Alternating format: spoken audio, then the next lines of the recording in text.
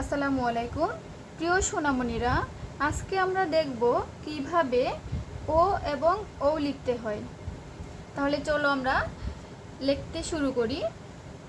দেখো, ও লেখার আগে কিন্তু আমরা দেখে নিই ও এর উপরে কিন্তু কোনো মাত্রা নেই, অর্থাৎ কোনো দাগ নেই। দেখো, তাহলে আমরা মাত্রা দিব না, আমরা সরাসরি একটা গোল দেব। এই যে গোল দিয়ে এই যে গোলটাকে উপরের দিকে উঠিয়ে এই যে এভাবে অর্ধেকে এসে থেমে যাব। তারপরে আবার এখান থেকে আরেকবার সরে ও এর মতো করে উপরের দিকে উঠাবো। দেখো, আমরা দাগের সাথে কিন্তু লাগাবো না। আবার দেখো, প্রথমে গোল, তারপর ওর দিকে এসে থেমে যাব, তারপর এখান থেকে আরেকবার মানে এটা ঢেউয়ের মতো করে হবে। এই যে ও, আবার দেখো এইভাবে, তারপরে এই যে এরকম করে আমরা লিখব। তারপরে দেখো ও গোল, এখান থেকে এইভাবে, তারপরে দেখো এখান থেকে এই যে সোজা উপরের দিকে উঠাবো, এখান থেকে এই যে এভাবে করে লিখব। আবার দেখো এই যে এই যে আবার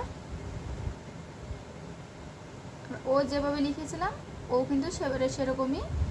তারপরে শুধুমাত্র আমরা এই যে উপরে একটা কি চৈতন দিয়ে দিব এখান থেকে। দেখো এই যে, আর এই চৈতনটা যে আমরা দিচ্ছি এখান থেকে কিন্তু এই যে ঢেউয়ের মাঝখান থেকে এভাবে দিয়ে এখান থেকে এই যে তোমরা সবাই এভাবে পৃষ্ঠা ভরে লিখবে। আর সরেও থেকে ও পর্যন্ত তোমরা বারবার পড়বে। দেখো, তাহলে দেখো আমরা আবার পড়ে নিই, যেহেতু আমাদের একদম ও পর্যন্ত লেখা শেষ।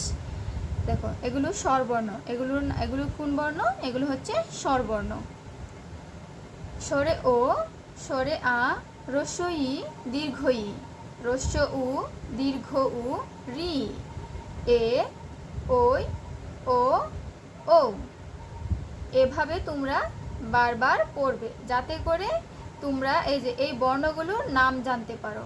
যাতে ধরো যেখানে যাও, এই যে তোমরা ধরো বাইরে বেড়াইতে গেলে, তারপরে বিভিন্ন জায়গায় ঘুরতে গেলে, এই যে দেখো বিভিন্ন জায়গায় বর্ণগুলো লেখা থাকে, যেমন এটা লেখা থাকলো দীর্ঘ উ, তখন তোমরা চিনতে পারলে এই যে দীর্ঘ ই। মানে এরকম করে যে কোনো জায়গায় যে কোনো বর্ণ দেখলে যাতে তোমরা বলতে পারো, সেই জন্য এগুলো তোমাদেরকে বারবার পড়তে হবে। আর এগুলো তোমরা না দেখে লেখার চেষ্টা করবে। ঠিক আছে, আজকে এই পর্যন্তই। সবাই ভালো থাকো। আল্লাহ হাফেজ।